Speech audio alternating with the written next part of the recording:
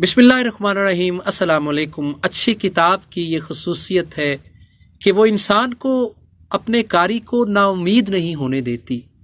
अच्छी किताब परेशान नहीं होने देती। अच्छी किताब ज़िंदगी में भटकने नहीं देती।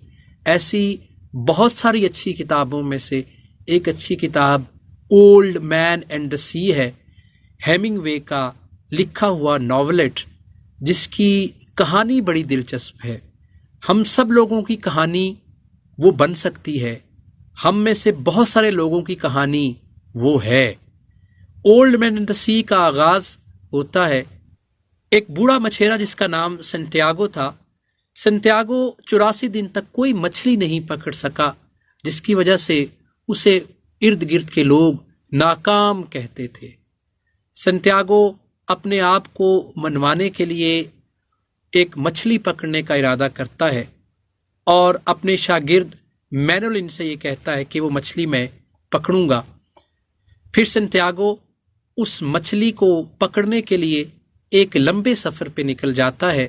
संटियागो बहुत दूर चला जाता है और फिर उसे अंदाज़ा होता है कि यहाँ एक मछली है जो बहुत बड़ी है। संटियागो को अपनी ताकत का अंदाज़ा है, संटियागो को उस मछली की ताकत का भी अंदाज़ा हो जाता है। लेकिन 3 दिन की स्ट्रगल के बाद, कोशिश के बाद, मेहनत के बाद, रतजगों के बाद संटियागो उस मछली को पकड़ने में कामयाब हो जाता है। लेकिन बात अभी ख़त्म नहीं होती। जैसे ही वो मछली को पकड़ता है, उसे शार्क्स का सामना होता है जो उस मछली को खा जाते हैं। उस मछली का ढांचा रह जाता है जो लेके वो साहिल पे जाता है, और वो इतना बड़ा ढांचा है कि मछेरे देख के खुश हो जाते हैं, हैरान होते हैं कि एक बूढ़ा आदमी जिसके चेहरे पे झुर्रियों के निशान हैं, जिसकी हड्डियां कमज़ोर हैं, उसने इतनी बड़ी मछली पकड़ ली। अगरचे मछली को शार्क्स ने खा लिया था, लेकिन उसका ढांचा मौजूद था। दूर दूर से लोग उस मछली को देखने के लिए आते हैं और संटियागो को शाबाश देते हैं, उसकी स्ट्रगल पर हैरान होते हैं। नॉवेल ख़त्म होने से पहले हेमिंगवे ये बताता है कि संटियागो थका नहीं।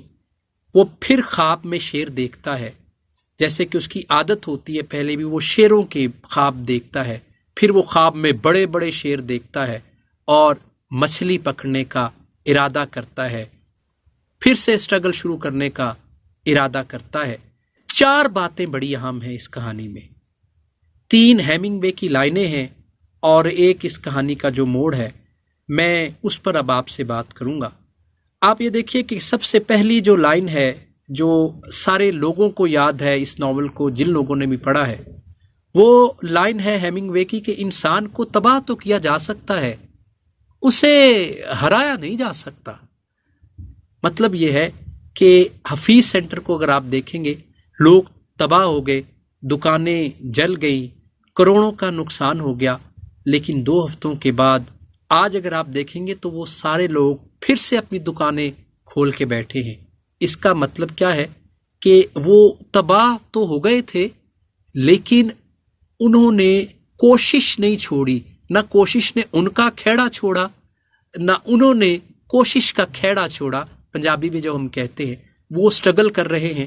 वो फिर से एक नई उम्मीद के साथ अपनी दुकानों पर मौजूद हैं। मेरा ये ख्याल है कि इस किताब को पढ़ के जो मैसेज मिलता है वो यही मिलता है कि एक नतीजा मेहनत भी होती है।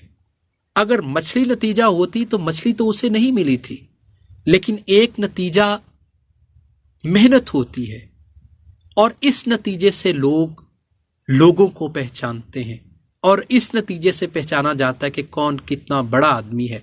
आप देखिए कि जब वो उस मछली का ढांचा लेके आता है ना, तो लोग उसकी स्ट्रगल को दाद देते हैं, उसकी कोशिश को अप्रिशिएट करते हैं। फिर हेमिंगवे की एक और लाइन इस नावल की बड़ी मशहूर है और वो भी हमें याद रखनी चाहिए कि हर दिन एक नया दिन होता है। Every day is a new day.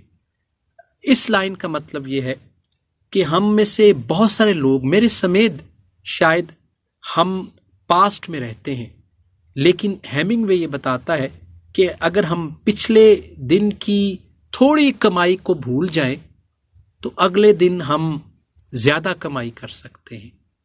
میں نے ایک فرد سے پوچھا، میں نے کہا یار تہاڈی سیل آج دے دن تہاڈی سیل بہت گھٹ ہوئی ہے، تو مجھ سے کہنے لگا کہ دن بھی تے لنگ گیا ہے نا، دن بھی تے کل ہور آنا ہے۔ تو یہ ہے every day is a new day کا مطلب۔ پھر اس میں ایک اور بڑی اہم لائن ہے جو ہمیں یاد رکھنی چاہیے، وہ یہ ہے کہ man is not made for defeat, انسان شکست کے لیے نہیں بنا۔ شکست یہ ہے کہ آپ کوشش کرنا چھوڑ دیں، شکست یہ ہے کہ آپ کے اعصاب مان جائیں کہ اب ہم سے کچھ نہیں ہو سکتا۔